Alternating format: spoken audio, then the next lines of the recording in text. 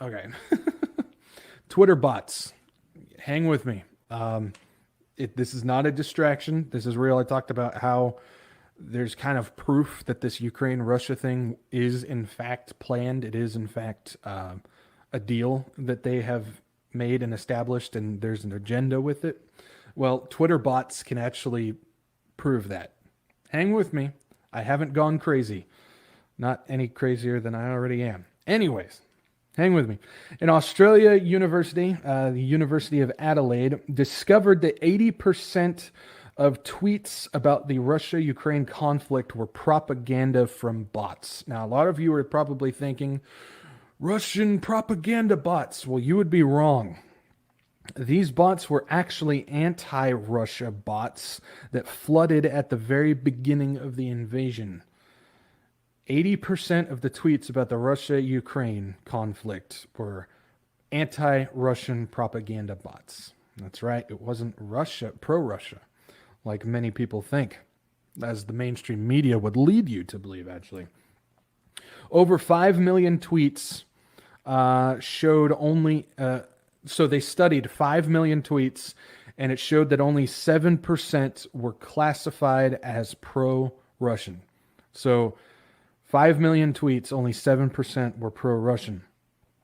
If anything said was negative towards Ukraine, a flood of replies would call you the Russian bot. So not only were these bots out there, going pro-Ukraine on this stuff, anti-Russia on this stuff, but if you said anything that was anti or negative towards Ukraine or was pro-Russia or Putin in any way, these bots would find your reply and then reply to you, basically calling you a Russian bot. So that was part of the thing as well.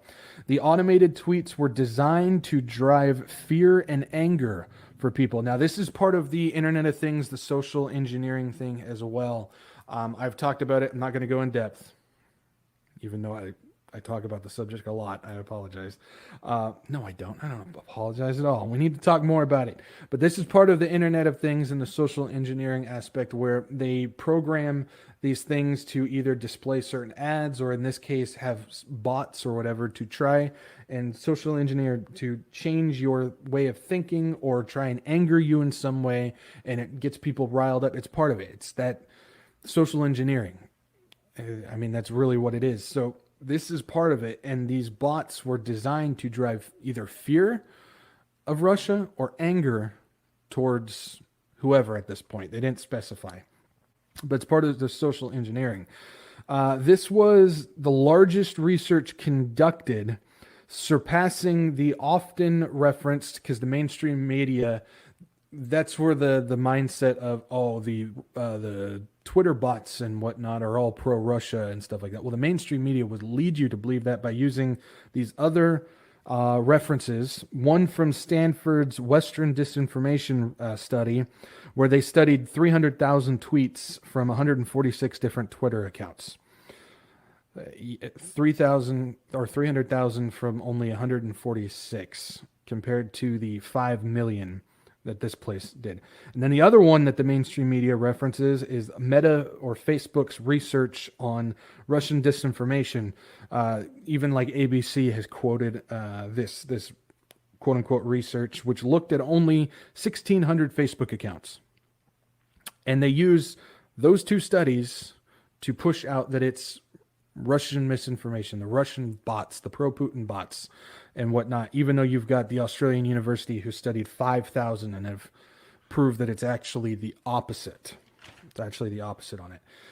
So this is where we start getting into what people call conspiracy type of thing, where this is the elite governments like the CIA, who we know that that's the game that they play. I mean, you go all the way back with the CIA, and it's all about social engineering. It's all about getting people to believe a certain way or to react a certain way. It's the mental gymnastics, the mental games that they play. Now, if you believe that this is just a conspiracy, I've got two videos here that proves it is not. So check these out. This first one is from CIA officer Frank Snepp, and this interview was in 1983. You briefed the press, did you not, when you were there? Well, I had several jobs. One of my jobs was that of analyst. I also was an interrogator and indeed briefed the press when we, the CIA, wanted to circulate disinformation on a particular issue. Disinformation is not necessarily a lie. It may be a half-truth. And we would pick out a journalist. I would go do the briefing and hope that he would put the information in print. For instance, if we wanted to get across to the American public that the North Vietnamese were building up their force structure in South Vietnam, I would go to a journalist and advise him that in the past 6 months, X number of North Vietnamese forces had come down the Ho Chi Minh Trail system through southern Laos. Now, there is no way a journalist can check that information. So either he goes with the information or he doesn't, and ordinarily or usually the journalist would go with it because it looked like some kind of exclusive. And I would say our percentage planning that kind of data was 70 to 80%. The correspondents we targeted were those who had terrific influence, the most respected journalists in Saigon, like Robert Chaplin of the New Yorker magazine, Kai's Beach of the Los Angeles Times from time to time, and also he worked for the Chicago Daily News. Bud Merrick of U.S. News and World Report, Malcolm Brown of the New York Times, even Maynard Parker of Newsweek magazine. So that's one of the CIA operatives that is talking about the Vietnam War and what happened. If you know anything about the Vietnam War, if you have studied anything about what that was, America never should have been there. Not at all. And it's proving it right here, the CIA guy. He was there to basically trick not only the people, but also the U.S. government at the time, Congress, to get us involved with the Vietnamese War. We never should have been there. That's a fact. If you look into the situation, and he's talking about how the CIA is there to provide that disinformation, just little half-truths, putting it in with actual real information to trick people, to lead people into believing that we should have been there, that we needed to get involved, and it was a good thing. And so this is part of what is going on that we're seeing with the Twitter bots, is they're trying to make the Ukraine war seem like we need to support Ukraine, we need to get involved, we need to be a part of it. Putin is bad, which Putin is bad, don't get me wrong there, but they're trying to push this along and make it that way. Now, if that's not enough for you, we've got another one from John Stockwell in 1978, who's also talking about this as well. He was a CIA director, I believe, on this. Check this one out. There are other functions, however, some of them more legitimate than others. One is to run secret wars.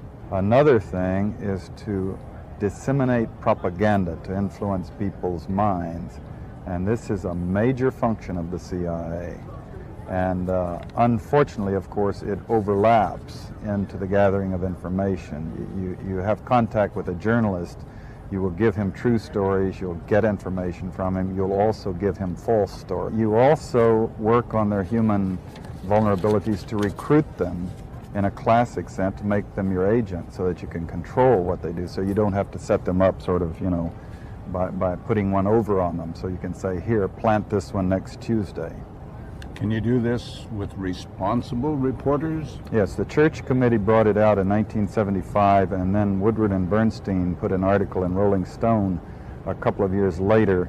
400 journalists cooperating with the CIA, including some of the biggest names in the business, to consciously introduce the stories into the press. Well, give me a concrete example of how you use the press this way. Well, for example, in my war, the Angola War that I helped to manage, 1/3 of my staff was propaganda. I had propagandists all over the world, principally in London, Kinshasa, and Zambia. We would take stories which we would write and put them in the Zambia Times, and then pull them out and send them to a journalist on our payroll in Europe. But his cover story, you see, would be that he had gotten them from his stringer in Lusaka, who had gotten them from the Zambia Times. But after that point, the journalists, Reuters and AFP, the management was not witting of it. Now, our contact man in Europe was, and we pumped just dozens of stories about Cuban atrocities, Cuban rapists. We didn't know of one single atrocity committed by the Cubans. It was pure, raw, false propaganda to create an illusion of communists, eating babies for breakfast. I mean, it's pretty self-explanatory here. They will do anything they can to try and push along the agenda that they want to do. And in both of those videos, you have even seen, they mention them specifically, things like the New York Times, AFP, Reuters, Chicago Daily News. I mean, these are huge media. I mean, back then, those were the newspapers. Those were the big media companies. And back then, that they fed real information with truths and half lies involved with it. They had people on, I mean, they had these journalists on basically on salary. I mean, there's really no other way to put it. They were on payroll with how they would feed this information into this stuff. And the same tactics that the CIA used back then for the Vietnamese War, the Cuban War, all of that stuff is the same tactics just that they're using for this Ukraine-Russia thing, but just spiced up with technology, because technology has advanced since then. So it's not newspapers. They're using technology now, including these bots, to push along the agenda that they want, which is we are pro-Ukraine and we need to, no matter what, support them. We need to do everything they can. It's the same stuff that you were seeing back then with the Vietnam War, Cuban War, all of that stuff. It's the same thing. It's just spruced up a little bit. It never stopped. And so we're seeing it today. I wanted to play those videos because if you haven't heard it from the horse's mouth on how this stuff works, it's right there. It's historical. Those were people deep inside the CIA back then who are basically proving that this is what happens. And they're doing it with, yes, Twitter bots. That is part of it. The very first week of the invasion, over 3.5 million tweets featured the hashtag I stand with Ukraine from bot accounts alone. That is not counting regular human accounts. These are bot accounts. 3.5 million tweets in the first week with the hashtag I stand with Ukraine. Basically what this is proving, and this wasn't just a slow burn, this wasn't anything like that. A switch was flipped, which shows that not only the propaganda campaign, but it was also already set up and prepared in advance. You're talking about the first week, 3.5 million tweets with the I stand with Ukraine hashtag. That can't be set up in, oh, I got to put this together in 5 minutes. No, they knew that this invasion was coming. They knew this thing was going to happen. They knew it was going to take place. I wonder why. It's controlled. They set it up. This is a deal that was made. And so the propaganda campaign and the bots were already set up and ready to go. All they had to do is flip the switch to get this thing rolling, to get it going. This invasion, if you haven't seen enough out there proving that it's all, set up and prepared this way, this invasion it's a deal. It's right there. Need I say more about how everybody is involved with this? The CIA and a lot of other companies or a lot of other organizations out there were involved with getting this invasion going. Remember, even Klaus Schwab has said Putin is a WEF young global leader. You still think Putin's not privy to what is going on with this? No, it still is. Now, continuing with this, the I stand with Ukraine hashtag is in the first 24 hours of the invasion. So we talked about how 3.5 in the first week. Well, the first 24 hours of the invasion had 38,000 tweets per hour. Then up to 50,000 tweets per hour by day 3. These are all bot accounts. These are not human accounts. These are all bot accounts. Now, tweets with I stand with Putin or I stand with Russia were only at a few hundred per hour in the first 24 hours. All bot accounts. So Russia does have pro-Russia bots involved, but it is not nearly what it is with the pro-Ukraine ones. This has nothing to do with people against Russia or Ukraine. This is all about this propaganda campaign that they set up for this invasion, which they knew was happening, which they probably helped engineer to get this going. The money laundering is definitely a part of it. This reveals that the whole invasion was a setup and was planned. Deals were made. You want to go back and take a look at the Vietnam War? Deals were made there. Never should have been there. You want to take a look at, yes, World War II?